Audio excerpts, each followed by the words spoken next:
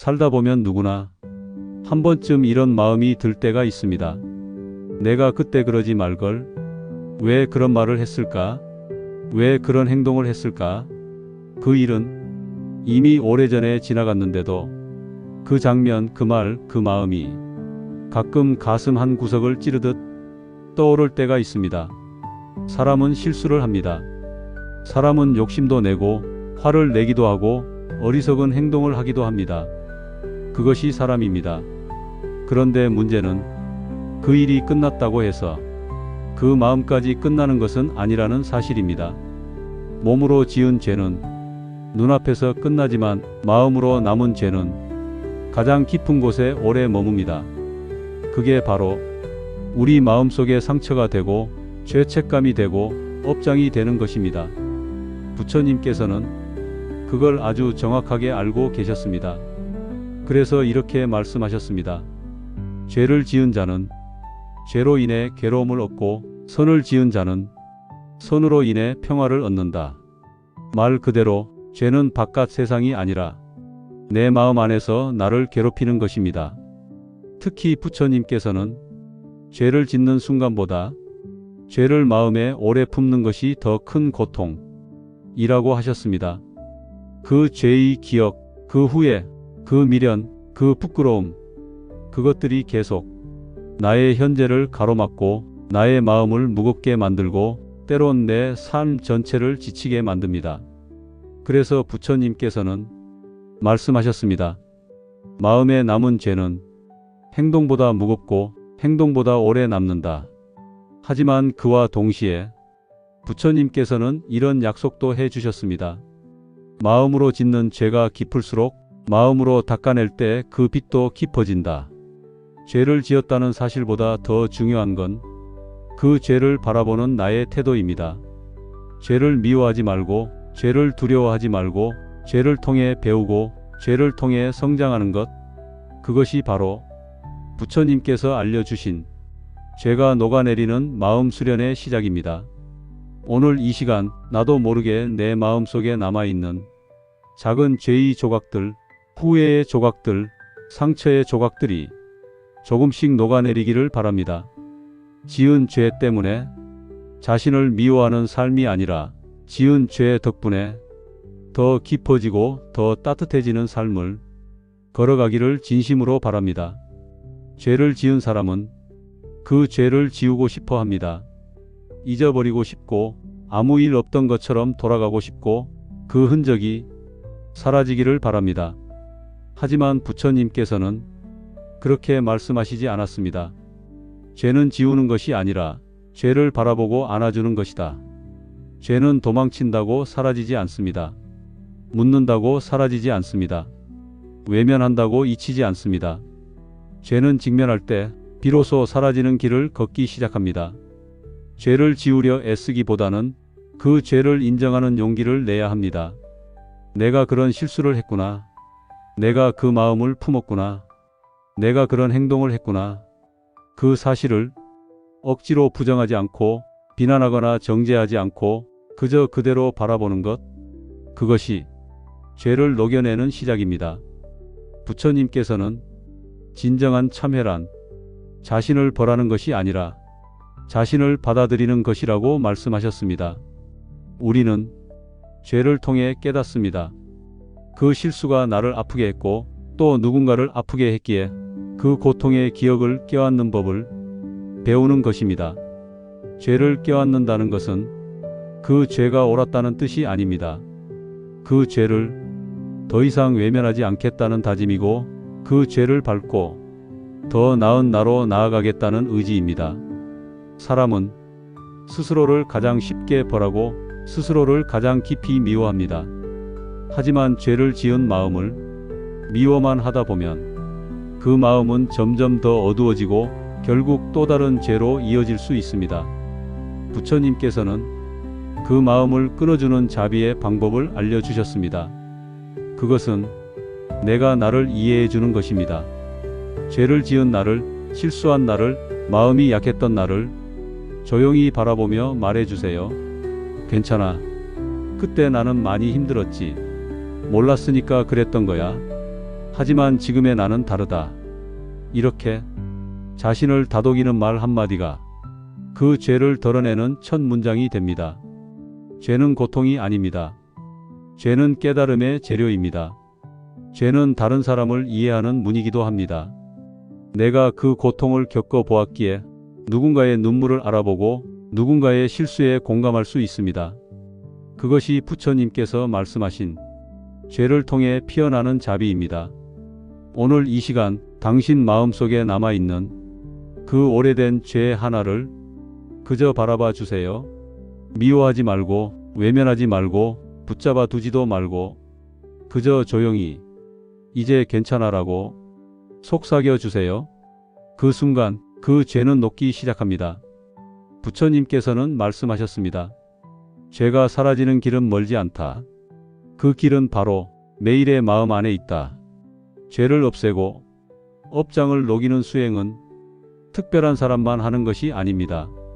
절에 가지 않아도 수행자가 아니어도 오늘을 살아가는 나도 지금 이 자리에서 충분히 할 수 있는 일입니다. 부처님께서 전해주신 마음을 정화하는 5가지 수행.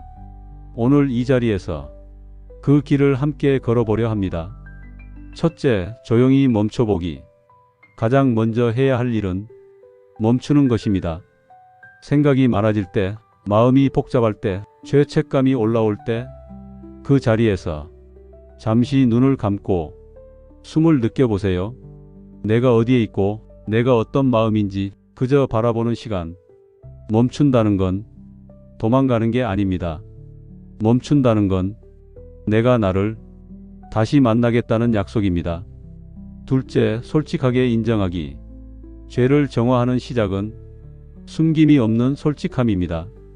내가 잘못했음을 인정하고 내가 부족했음을 받아들이고 내가 상처를 주었음을 바라보는 것. 그 마음 하나가 죄를 씻어내는 첫 물입니다. 작은 죄도 큰 죄도 그 마음 앞에서는 모두 정화되기 시작합니다. 셋째, 진심으로 참회하기. 부처님 앞에서 마음속으로 이렇게 고백해 보세요. 부처님, 저는 어리석었습니다. 저는 미처 몰랐습니다. 저는 상처를 주었습니다. 하지만 이제는 달라지고 싶습니다. 진심 어린 고백은 그 무엇보다 강한 정화의 힘입니다. 내 마음이 흔들릴수록, 내 삶이 무너질수록 참회의 기도는 그 삶을 다시 일으켜 세웁니다. 넷째, 새로운 행동을 시작하기. 죄를 씻는 가장 좋은 방법은 선한 행동을 쌓는 것입니다. 미안한 사람에게 따뜻한 안부를 전하고 주변 사람에게 작은 친절을 베풀고 누군가의 짐을 조금 덜어주고 불편함 속에서도 이해하려 노력하고 말 한마디라도 부드럽게 바꾸어 보는 것. 이런 작은 행동 하나가 내 과거를 덮어주고 미래를 새롭게 그려줍니다. 다섯째, 남을 이해하고 용서하기. 죄는 미움으로 사라지지 않습니다. 죄는 이해와 용서 속에서 천천히 사라집니다.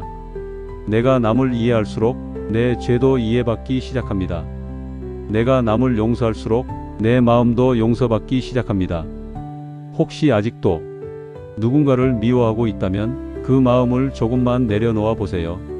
그 사람을 위해서가 아니라 바로 나를 위해서, 내가 편안해지고 내 삶이 가벼워지기 위해서. 이 5가지 수행은 거창하지도 어렵지도 않습니다. 다만 매일 반복할 뿐입니다. 오늘 하루 숨 한번 멈추고 마음 한번 바라보고 말 한마디 바꾸고 작은 행동 하나 베풀고 남을 이해하려는 그 마음.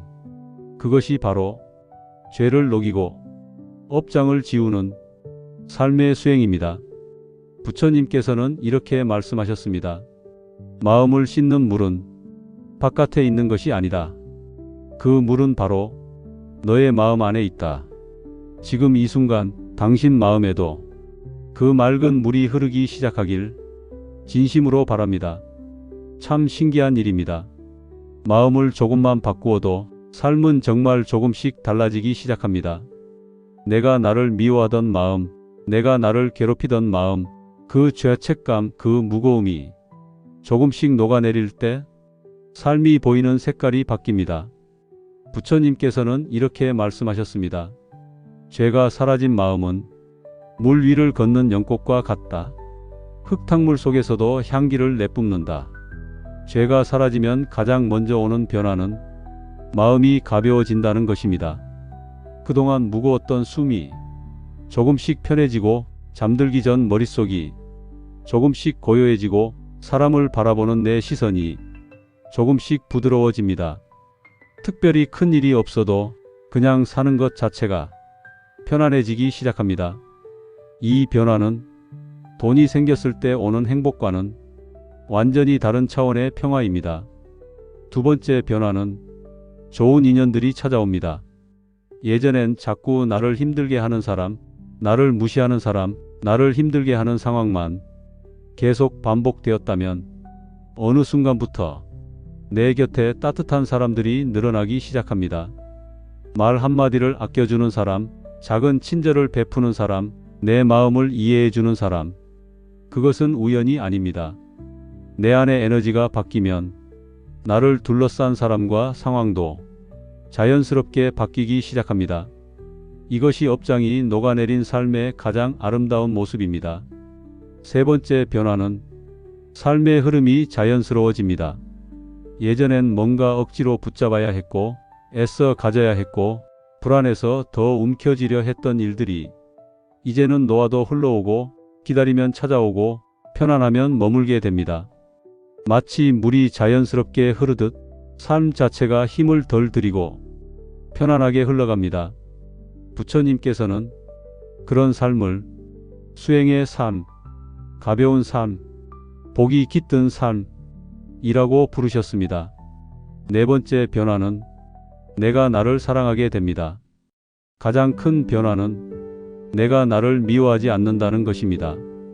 그게 참 놀라운 일입니다. 그동안 스스로에게 얼마나 모질게 굴었는지, 스스로를 얼마나 비난하며 살았는지 돌아보게 됩니다. 하지만 이제는 내가 나에게 이렇게 말할 수 있습니다. 괜찮아. 그래도 잘 살아왔어.